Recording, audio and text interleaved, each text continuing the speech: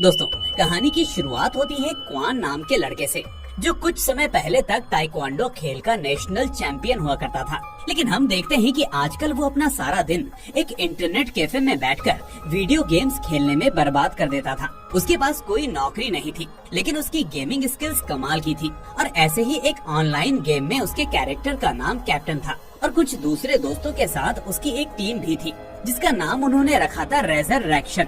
अब इस गेम में क्वान यानी कैप्टन अपनी जिंदगी की परवाह किए बिना अपने साथियों की मदद करता था। फिर एक दिन इंटरनेट कैफे में गेम खेलने के बाद क्वान की नजर पास में ही रखे एक स्मार्टफोन पर पड़ती है, जिस पर किसी का फोन आ रहा होता है। फिर जब वो उस फोन को उठाता है तो सामने से उसे एक लड़की की आवाज सुनाई देती है, जो उसे बताती है कि वो अपना फोन उस कैफे में भूल गई थी और वो चाहती थी कि क्वान उसके घर पर उसका फोन लौटाने आए।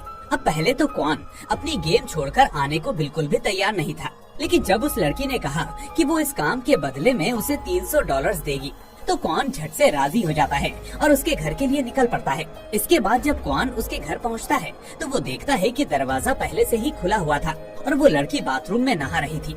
ये देखकर अब क्वान ने बाहर से ही उससे बात की, तो उस लड़की ने उसे फोन टेबल पर छोड़कर वहाँ रखे पैसे लेने को कहा। अब क्वान ठीक ऐसा ही करता है, लेकिन जैसे ही वो जाने वाला होता है तो जाने से पहले वो उस लड़की को सलाह देता है कि घर का दरवाजा यूँ खुला मत छोड़ा करो, पीछे से कोई भी घुस सकता है।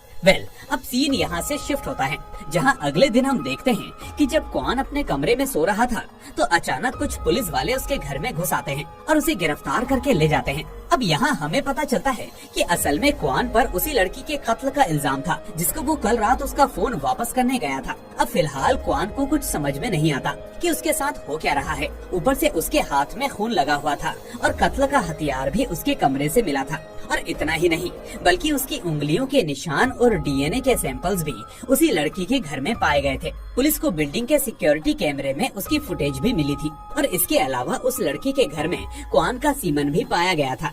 और इस तरह पुलिस के हिसाब से क्वान पर लड़की के साथ 2 बार गलत काम करके उसकी गर्दन और पेट में चाकू घोंपकर मर्डर करने का इल्जाम था। खैर, अब कुछ ही घंटों में वो पूरे देश में वायरल हो जाता है, जिससे सारी जनता ऐसा घिनौना अपराध करने के लिए उससे नफरत करने लगती है। फिर जब क्वान की माँ को इसकी खबर मिलती है तो वो तुरंत पुलिस स्टेशन जाती है, लेकिन वहाँ उन्हें अपने बेटे से मिलने की इजाजत नहीं दी जाती। फिर बाद में हम देखते हैं कि वो जगह जगह पर्चे बांटकर लोगों को ये बता रही होती है कि उनका बेटा बेगुनाह है और उसे झूठे केस में फंसाया जा रहा है। मगर आम लोगों को यकीन हो चुका था कि क्वान ही हत्यारा है, इसलिए वो क्वान की माँ को नजरअंदाज करना शुरू कर देते हैं और कई तो उन्हें बुरा भला भी कहते हैं। इसी बीच क्वान की माँ मिस्टर मिन नाम के एक वकील से मिलती है और उससे मदद मांगती है, लेकिन उसे भी लगता था कि क्वान ही हत्यारा है, क्योंकि सारे सबूत क्वान के खिलाफ थे, इसलिए वो क्वान की मदद करने से इनकार कर देता है। अब इसके कुछ ही दिनों बाद कोर्ट में केस की सुनवाई शुरू होती है और क्वान के खिलाफ सारे सबूत पेश किए जाते हैं। इसके अलावा देश भर के मीडिया का दबाव होने की वजह से कोर्ट जल्दी ही फैसला सुना देती है कि क्वान ही वो अपराधी है जिसने कत्ल किया, और ऐसा कहकर कोर्ट उसे उम्र कैद की सजा सुना देती है, जिसके बाद उसे एक हाई सिक्योरिटी जेल में भेजने का आदेश दिया जाता है। पर वहाँ उसे पैरोल पर भी बाहर आने की इजाजत नहीं होती, क्योंकि जज का कहना था कि पूरा दिन गेमिंग करने और बेरोजगारी की वजह से क्वान का मानसिक संतुलन बिगड़ चुका है और यही वजह है कि उसने इस घिनौने अपराध को अंजाम दिया। खैर, इसके बाद उसे रात के अंधेरे में उस हाई सिक्योरिटी जेल में ले जाया जाता है, लेकिन उस जेल में क्वान असल में खूंखार अपराधियों के बीच एक मासूम बच्चे की तरह फंस चुका था। फिर एक दिन पॉल नाम के एक गैंग लीडर की नजर क्वान पर पड़ जाती है, तो उसके आदमी क्वान को पकड़कर उसके पास ले जाते हैं। उस जेल के गार्ड से ये सब देख रहे थे और वो जानते थे कि अब क्वान पिटने वाला है, जबकि यहाँ क्वान को उम्मीद थी कि वो गार्ड्स पॉल के आदमियों को रोकेंगे, लेकिन ऐसा नहीं होता, बल्कि पॉल अपने इशारों से उन गार्ड्स को वहाँ से जाने को कह देता है। और जैसे ही गार्ड्स वहाँ से जाते हैं, पॉल क्वान को पीटना शुरू कर देता है, लेकिन यहाँ क्वान भी बदले में पॉल को मुक्का मार देता है, जिसे देखकर सब शॉक्ड रह जाते हैं, क्योंकि किसी की हिम्मत नहीं थी कि वो पॉल के सामने कुछ बोल भी सके। मुक्का मारना तो दूर की बात है। खैर, अब इससे पॉल गुस्से से आग बबूला हो जाता है और फिर उसके आदमी क्वान की हड्डी पसली एक कर देते हैं, लेकिन कुछ ही देर में गार्ड्स वापस आ जाते हैं, उसे छुड़ाने लगते हैं। पर तभी पॉल वहाँ के सीनियर गार्ड से कहता है कि इसने मेरे ऊपर हमला किया था, जिसे सुनने के बाद वो गार्ड क्वान की शिकायत ऊपर करता है और इसके बदले में क्वान को 30 दिनों तक अंधेरे कमरे में रहने की सजा दी जाती है। इसके बाद जब क्वान सजा काटकर वापस जेल में आता है तो पॉल और उसके गुंडे उसे एक बार और घेर लेते हैं और वापस बुरी तरह से पीटते हैं। इसी बीच वो आदमी उसके शरीर में एक अजीबोगरीब इंजेक्शन भी लगा देते हैं, जिसके बाद क्वान पागल होकर अपने आप को ही खाने की कोशिश करने लगता है। अब धीरे धीरे ये सिलसिला शुरू हो जाता है और क्वान जेल में लगभग हर रोज पीटने लगता है। पर फिर एक दिन उसकी माँ उनके वकील मिस्टर मिन के साथ उससे मिलने आती है, तो वो क्वान की हालत को देखकर बहुत ज्यादा परेशान हो जाती हैं, क्योंकि वो जानती थी कि जेल में क्वान के साथ काफी अत्याचार हो रहे हैं। यहाँ वो क्वान के जख्म को देखकर सब समझ गई थी, इसलिए वो क्वान से कहती है कि बेटा थोड़े दिन तक जैसे तैसे करके सह लो, मैं तुम्हें यहाँ से जल्द ही बाहर निकलवा लूंगी। अब अपनी माँ के शब्द सुनकर क्वान को काफी हिम्मत मिलती है और इस बार जब क्वान जेल में जाता है तो उसमें एक नया जोश भर जाता है। पर इसके बावजूद अभी भी पॉल और उसकी गैंग क्वान को मारते और पीटते रहते हैं और ये मारपीट का सिलसिला लगातार जारी रहता है। फिर एक दिन हम देखते हैं कि डाइनिंग टेबल पर एक दूसरा कैदी क्वान को मरहम लगाने के लिए देता है, जिसे वो अपने जख्मों पर लगा सके। उस कैदी का मानना था कि क्वान हत्यारा नहीं हो सकता और उसे ये भी लगता था कि पॉल भी ये बात जानता है कि क्वान बेगुनाह है। यही वजह है कि वो उसे बार बार पीटता रहता है, क्योंकि उस पर हमला करना आसान है। इसके बाद क्वान फैसला करता है कि वो अब अपने लिए लड़ेगा, ताकि सबको ये समझ में आ जाए कि उसे काबू करना इतना आसान नहीं है। फिर एक दिन जब पॉल के आदमी क्वान को पीटने के लिए आते हैं, तो वो फौरन कहीं पर छुप जाता है और फिर अपने पेन और कागज की मदद से छोटे छोटे हथियार बना लेता है। इसके बाद जब वो आदमी उसके करीब आते हैं, तो वो एक एक करके उन सभी को धूल चटा देता है और आखिर में पॉल पर एक ही वार करके उसे बेहोश कर देता है। फिर अगले दिन मिस्टर मिन उससे मिलने आता है और उसे बताता है कि तुम्हारी माँ अब मर चुकी हैं, वो इस दुनिया में नहीं रही। इसके बाद वो क्वान को उसकी माँ का डेथ सर्टिफिकेट देता है, ताकि क्वान उस पर दस्तखत कर सके और सरकार उसकी माँ का अंतिम संस्कार कर सके। यानी क्वान को अपनी माँ के अंतिम संस्कार में जाने की इजाजत तक नहीं मिलती। अब मिस्टर मिन उसे बताता है कि आम लोगों ने तुम्हारी माँ को बेहद परेशान कर दिया था, वो लोग रोज उन्हें ताना देते रहते थे, जिसके बाद वो बहुत दुखी रहने लगी थी और फिर इतना दुख वो सह नहीं सकी और आखिर में वो मर गई। अब ये सुनकर क्वान मानो बिल्कुल टूट सा जाता है, लेकिन फिर उसी रात उसकी माँ उसके सपने में आती है और उसे गले से लगा लेती है। फिर अगले दिन क्वान को उसकी माँ के वो शब्द याद आते हैं जो उन्होंने क्वान से मिलने पर कहे थे। उन्होंने कहा था कि तुम एक रेपिस्ट नहीं हो, इसलिए तुम्हें वैसा सोचने की कोई जरूरत नहीं है और वैसा रहने की भी कोई जरूरत नहीं है। और उस दिन क्वान ने अपनी माँ से वादा किया था कि एक दिन वो अपनी बेगुनाही साबित करके रहेगा। अब इसी बीच हम देखते हैं कि पॉल वापस क्वान पर हमला करने आता है, लेकिन इस बार क्वान उल्टा उसे चाकू मार देता है, जिससे पॉल घायल हो जाता है। लेकिन इसी मुठभेड़ में एक चाकू क्वान के पेट में भी लग जाता है, जिस वजह से पुलिस उसे फौरन अस्पताल लेकर जाती है। पर तभी अचानक क्वान उठकर खड़ा होता है और उन गार्ड्स पर हमला कर देता है। इसके बाद वो चीफ गार्ड की गर्दन पर एक नुकीली चीज रखता है और उससे अपनी हथकड़ी की चाबी मांगने लगता है। अब गार्ड ने उसे वो चाबी थमा दी, पर तभी अचानक उनकी गाड़ी का एक्सीडेंट हो जाता है, जिसमें वो सभी जख्मी हो जाते हैं। लेकिन फिर भी क्वान जैसे तैसे जिंदा बचकर वहाँ से निकल जाता है और अपनी हथकड़ियाँ खोलकर वहाँ से भागने लगता है। पर उसके पीछे से चीफ गार्ड उस पर बंदूक तान लेता है, जैसे वो उसको शूट करने वाला हो। लेकिन फिर न जाने क्यों वो अपनी बंदूक नीचे कर लेता है, क्योंकि शायद वो भी समझ चुका था कि क्वान की जगह जेल में नहीं है, इसलिए उसने क्वान को भागने दिया। अब क्वान सबकी नजरों से बचता हुआ जंगल में भाग निकला और जल्द ही उसने कुछ कपड़े चुराए और फिर भागने लगा। अब कुछ ही समय में देश की पूरी पुलिस क्वान को पकड़ने में जुट जाती है और इधर उधर भागते हुए क्वान की नजर एक पति पत्नी पर पड़ती है, जिनकी गाड़ी अचानक खराब हो गई थी और उन्हें एयरपोर्ट पहुंचने की जल्दी थी। तभी क्वान गाड़ी ठीक करने में उनकी मदद करता है और बदले में वो लोग क्वान को लिफ्ट दे देते हैं। असल में वो लोग अभी क्वान के बारे में नहीं जानते थे और वो वैसे भी ये देश छोड़कर जा रहे थे, इसलिए जाते जाते वो क्वान को अपनी गाड़ी भी दे देते हैं ताकि उसे बेचकर वो थोड़े पैसे कमा सके। इस तरह आखिरकार क्वान उनसे वो गाड़ी लेकर शहर की ओर निकल पड़ता है, लेकिन क्वान के पास छिपने के लिए कोई और दूसरी जगह नहीं थी, इसलिए वो सीधा मिस्टर मिन के घर जाता है, क्योंकि उसे उम्मीद थी कि मिन उसकी हालत समझेगा। अब यहाँ पर मिन क्वान को उसकी माँ की आखिरी निशानी देता है, जो कि एक नेकलेस था। इसी बीच मिन उसे दिलासा देते हुए कहता है कि वो उसकी केस फाइल्स को दोबारा जांच करेगा, पर अभी के लिए उसने पुलिस को फोन कर दिया था, क्योंकि वो चाहता था कि क्वान खुद को पुलिस के हवाले कर दे। लेकिन ये सुनते ही क्वान पुलिस के आने से पहले वहाँ से फरार हो जाता है। अब कुछ देर बाद वो एक इंटरनेट कैफे में जाता है और अपने ऊपर लिखे गए सारे आर्टिकल्स पढ़ने लगता है। यहाँ सबके सब उसके खिलाफ थे, लेकिन तभी क्वान की नजर एक डॉक्यूमेंट्री पर पड़ती है, जिसमें कहा गया था कि क्वान को झूठे केस में फंसाया गया है। फिर यहाँ क्वान नोटिस करता है कि इस डॉक्यूमेंट्री के राइटर ने लिखा था कि क्वान सिर्फ 3 मिनट्स में ही एक लड़की का 2 बार बलात्कार करके उसकी हत्या कैसे कर सकता है। इसके अलावा इस केस के कई सबूतों से खिलवाड़ किया गया था। अब ये सब देखकर क्वान ने एक ठंडी सांस भरी और फिर उसने देखा कि इसका राइटर मिस्टर हैरी नाम का एक आदमी था, जो असल में क्वान के ही साथ गेमिंग किया करता था। अब कुछ ही समय में मिस्टर हैरी क्वान से मिलता है और तब तक ये खुलासा होता है कि ये तो असल में एक लड़की थी और उसका नाम था योल। तभी क्वान को याद आता है कि इस नाम की लड़की गेम के अंदर उसकी टीम का हिस्सा थी। अब योल ने क्वान को आगाह किया कि कैफे का मैनेजर पुलिस को इन्फॉर्म करने वाला है, तो उसे यहाँ से भाग जाना चाहिए। फिर बाद में योल ने उसे एक रेस्टोरेंट में मिलने बुलाया और फिर वो उसे अपने साथ शहर के बाहर मौजूद एक खुफिया अड्डे पर ले गई, जहाँ वो खुद दुनिया से छुपकर अकेले रहती थी। असल में वो कंप्यूटर्स की दीवानी थी और पूरा दिन कंप्यूटर पर ही काम करती रहती थी। फिर उसने क्वान के लिए बहुत ही अच्छा खाना बनाया, जिसे खाकर क्वान को अपनी माँ के हाथ के बने खाने की याद आने लगती है, क्योंकि वो कब से जेल का बासा खाना खा रहा था।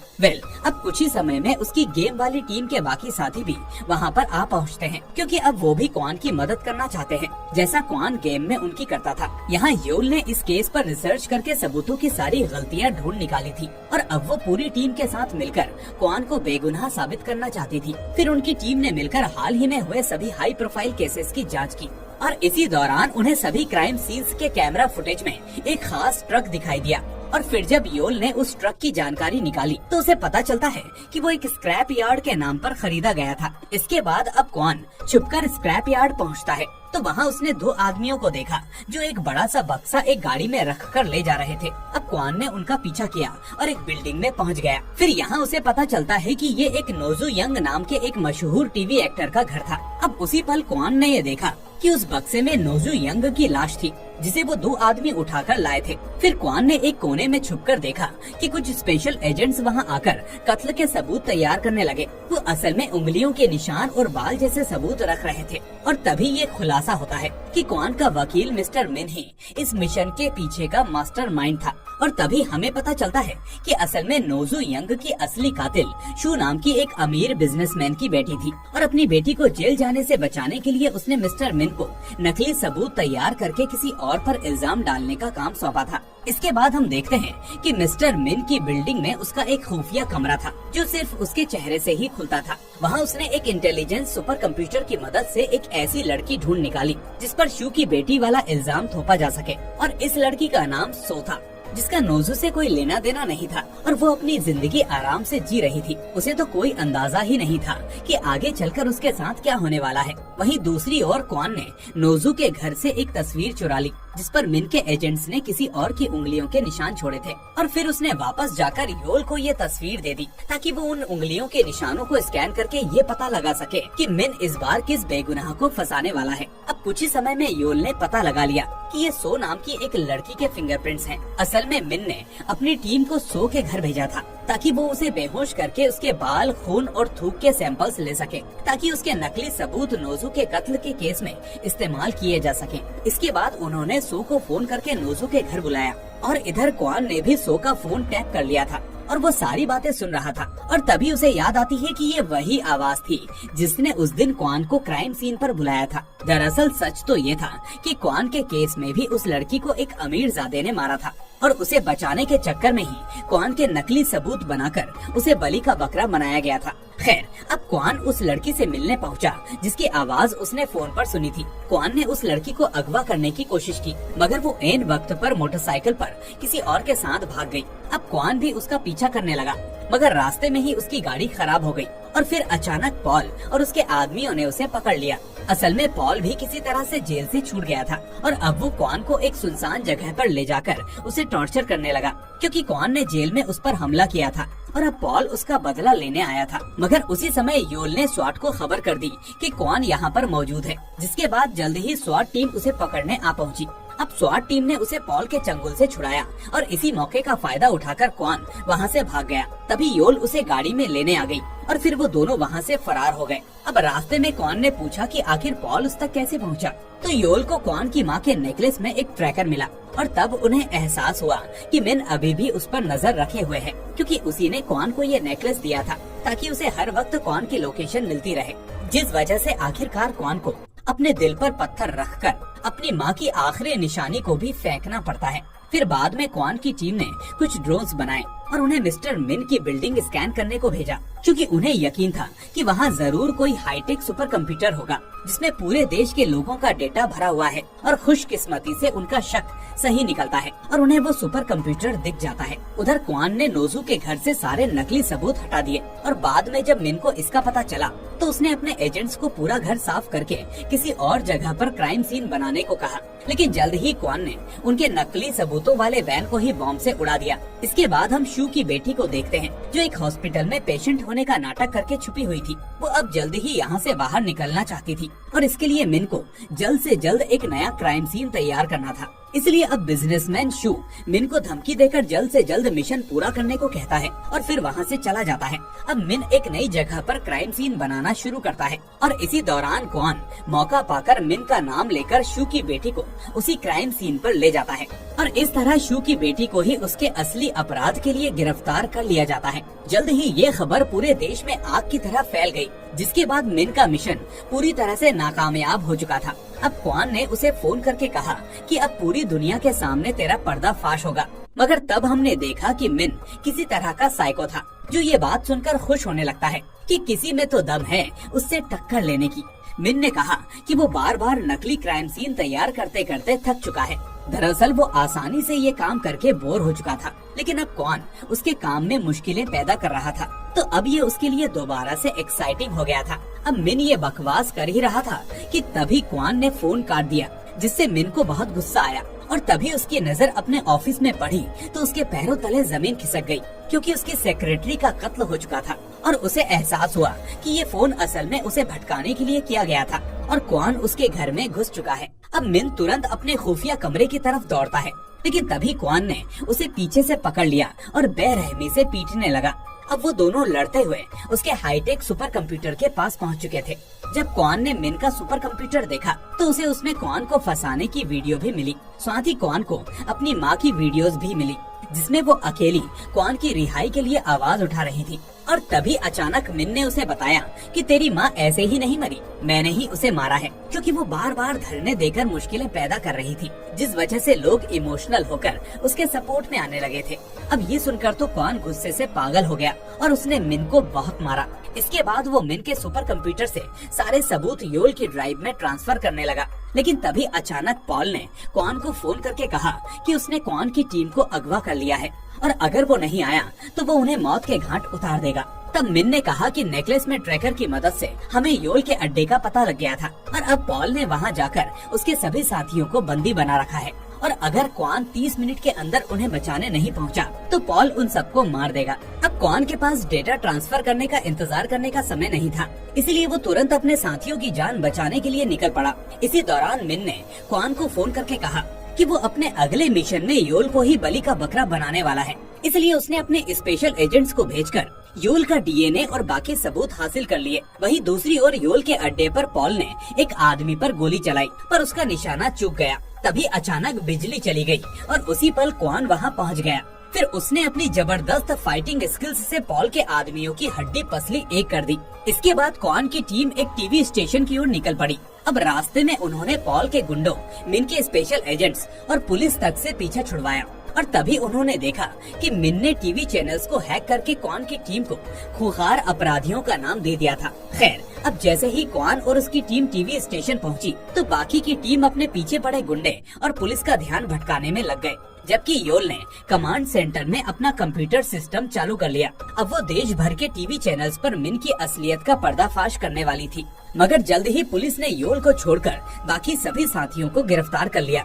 अब पुलिस ने क्वान की गाड़ी को भी चारों ओर से घेर लिया था, इसलिए क्वान अपने हाथ खड़े करके चुपचाप गाड़ी से बाहर आ गया। इस वक्त देश भर के लोग ये सब टीवी पर देख रहे थे, जिससे मिन काफी खुश था, मगर जल्द ही उसकी खुशी गम में बदल गई जब उसका कमांड सेंटर बंद पड़ गया और उसे एहसास हुआ कि योल की ड्राइव अब भी उसके कंप्यूटर में थी। अब मिन के कंप्यूटर का सारा डेटा ट्रांसफर होकर योल तक पहुंच चुका था। अब योल ने मिन के कंप्यूटर से मिले सबूतों को जोड़कर टीवी स्टेशंस को हैक कर लिया और लोगों के सामने मिन की काली करतूतों और उसके क्लाइंट्स की असलियत पेश की। उसने दिखाया कि वो कैसे नकली सबूतों को इकट्ठा करके और क्राइम सीन्स बनाकर बेगुनाहों को फंसाते थे। इसके बाद उसने सभी को टीवी पर क्वान का केस दिखाया, जिससे सबको एहसास हुआ कि वो क्वान और बाकी सभी सभी लोगों के बारे में कितने गलत थे। खैर, अब मिन का भांडा फोड़ होने के बाद उसने अपनी गाड़ी में भागने की कोशिश की, लेकिन क्वान की टीम ने उसका स्टीयरिंग व्हील ही निकाल दिया था। इसके बाद जल्दी ही मिन को गिरफ्तार कर लिया गया, लेकिन सभी लोग जानते थे कि इसके पीछे जरूर किसी बड़े माफिया का हाथ है, जो अब भी आम लोगों से छुपा हुआ है। इसके बाद क्वान और उसकी टीम को बाइज्जत बरी कर दिया गया। वहीं मिन जेल में पॉल से मिला और पॉल उस पर बहुत गुस्सा था, जिससे एक बात तो साफ थी कि उसका जेल का समय आसान तो नहीं होने वाला था।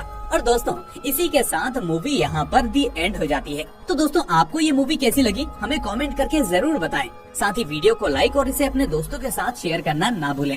अगर आप नए हैं तो भाई चैनल को सब्सक्राइब करके नोटिफिकेशन बेल को भी दबा दें, ताकि अगली वीडियो आपसे मिस ना हो। अब मैं मिलूंगा आपसे अगली ऐसी ही शानदार मूवी के साथ। Till then, take care and thanks for watching.